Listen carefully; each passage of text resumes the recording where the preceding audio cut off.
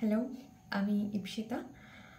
তো আজকে কথা বলবো কমিউনিটি হেলথ নার্সিং প্র্যাকটিস এই সাবজেক্টটা নিয়ে।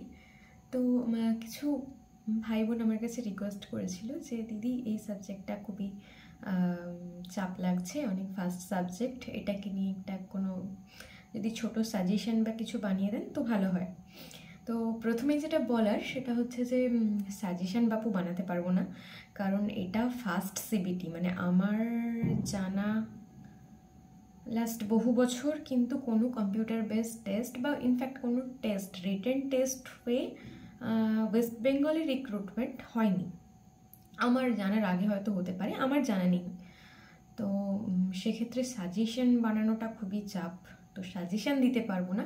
কিন্তু আমি কিছু টপিক নোট করেছি যেটা আমার মনে হয় যে মিস করা যাবে না, মানে একদম দেখে যেতেই হবে। তো সেই টপিকগুলো আমি একটু বলবো, একটু খাতা পেন নিয়ে নাও, একটু লিখে নাও চট করে। আমিও একটা জিস্টি করে রেখেছি, মানে ফট করে না দেখে বলতে পারলে আমার পক্ষেও চাপ হবে। তো দেখা যাক।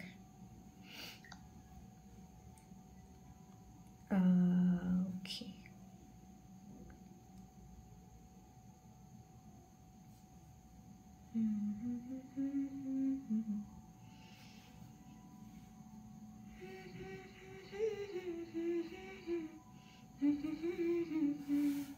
হ্যাঁ, তো একটু লিস্ট করে নাও। সেটা হচ্ছে যে ফার্স্ট যেটা আমি বলবো সেটা হচ্ছে যে লেভেল অফ হেলথ কেয়ার, মানে প্রাইমারি, সেকেন্ডারি, টার্সিয়ারি কোন লেভেলে কোন হসপিটালগুলো পড়ছে আর কোথায় কী ধরনের কেয়ার প্রোভাইড করা হয়।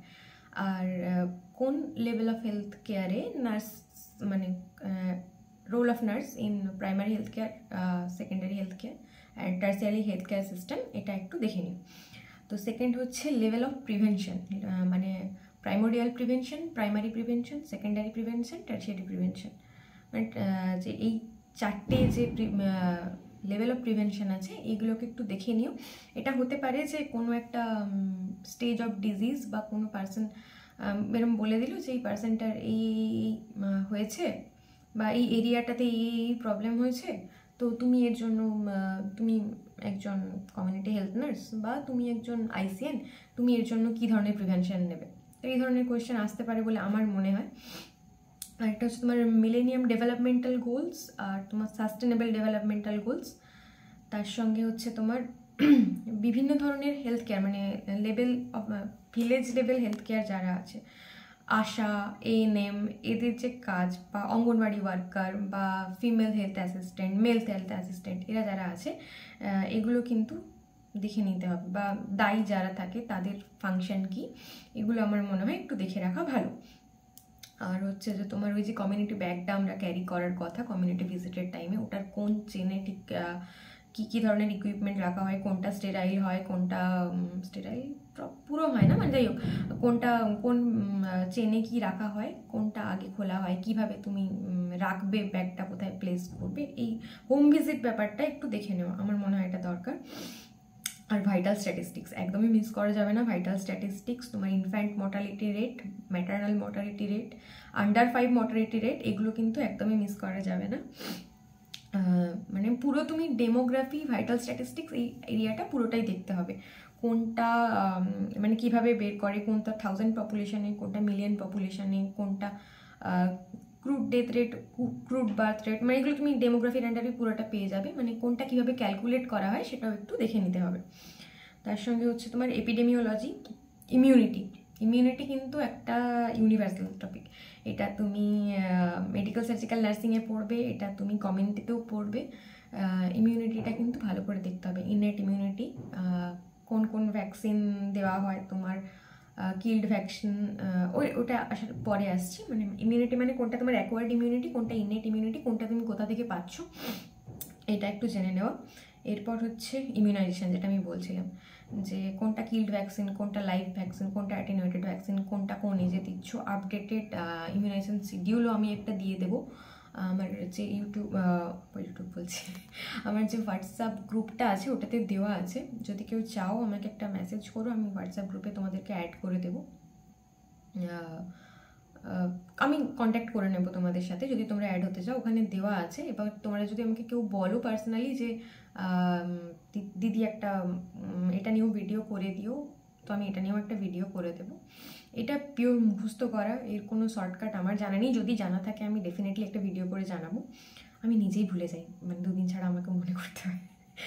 আর নেক্সট আসছে হচ্ছে তোমার ভ্যাকসিনেশন, ইমিউনাইজেশন, এটা তো বললাম। তারপরে আসছে তোমার communicable disease, communicable disease as well as তোমার নন কমিউনিকেবল ডিজিজ।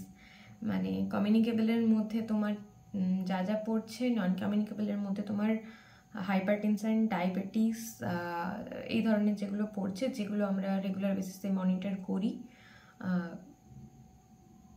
কমিউনিকেবল ডিজিজের মধ্যে তোমার টিউবারকিউলোসিস তো মাস্ট, একদমই মাস্ট।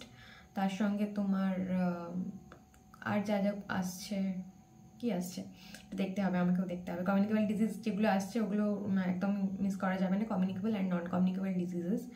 তারপরে তোমার ফ্যামিলি প্ল্যানিং, ফ্যামিলি প্ল্যানিং এটার প্রত্যেকেরই একটা নিজের নিজের নিশ্চয়ই এক্সপিরিয়েন্স আছে। Family planning, methods of family planning আর এমটিপি, এই 3টে জিনিসই ভালো করে দেখে নেবে। একদম ফ্যামিলি প্ল্যানিং ধরবে যখন, তখন পরপর এগুলো দেখে নেবে। কোন এমটিপি অ্যাক্ট কখন হয়েছিল, কখন করতে পারবে, কখন কী ধরনের এমটিপি ব্যবহার করা হয়, এটা পুরোটা একবারে দেখে নেবে।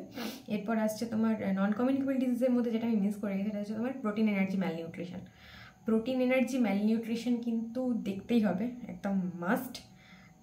কি মানে কখন আমি বলবো ওটা কোয়াসিয়ারকার, কি দেখলে আমি বলবো যে ওটা ম্যারাসমাস, কোন এজের পরে প্রোটিন এনার্জি ম্যালনিউট্রিশন হলে কি হয়, কোন এজের নিচে আমি কোয়াসিয়ারকার ম্যারাসমাস দেখতে পাবো, কোন পপুলেশনের মধ্যে বেশি দেখতে পাবো, বা কোন স্টেট ওয়াইজও এর একটা স্ট্যাটিস্টিক্স থাকে। হাইয়েস্ট লোয়েস্টটা অ্যাটলিস্ট একটু দেখে রেখো।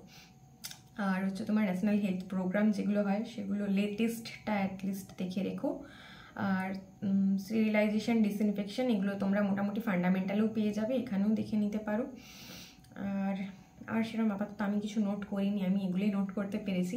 এ বাদ দিয়েও যদি কারোর মনে হয় যে এই টপিকগুলো দিদি মিস করে গেছে, এই টপিকগুলো পড়তে লাগবে, তো কমেন্ট করো, একদমই কমেন্ট করো, তাতে তোমারও হেল্প হয়ে যাবে আর তোমার অন্য লোকেরও হেল্প হয়ে যাবে। মানে তুমি যে টপিকটাকে ইম্পর্টেন্ট মনে করছো, মেবি সেটাকে ওভারলুক করছিল, তো তার হেল্প হয়ে যাবে।